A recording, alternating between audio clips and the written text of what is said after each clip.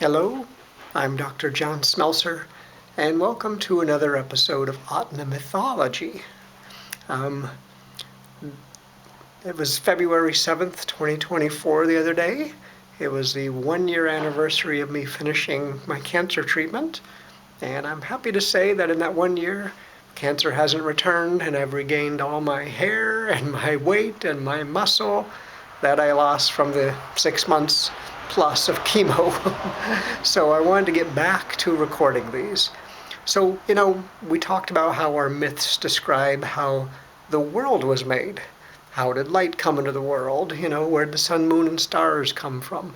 I think we may have talked about how, like, say, Mount McKinley, Denali, or we say Galai Keke, how it came into existence.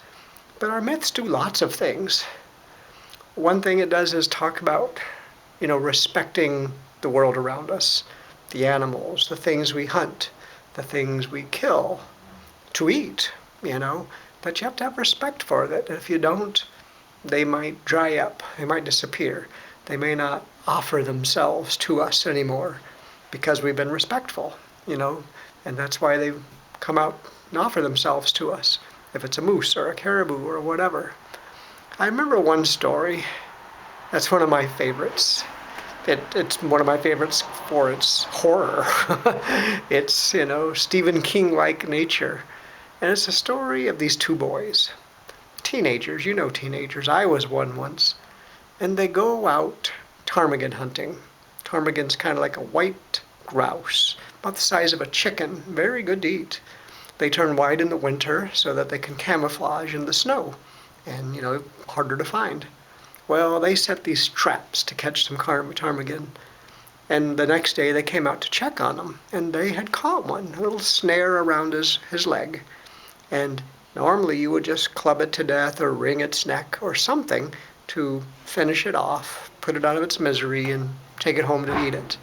Well, these boys thought it was fun to tease it, so they took a stick and they poked its eyeballs out, both of its eyeballs, blood streaming down its white fur, and they threw it in the air like a football. And the poor thing fluttered upside down and this way and that. It just didn't know what was up and what was down. It didn't know left or right. It couldn't see.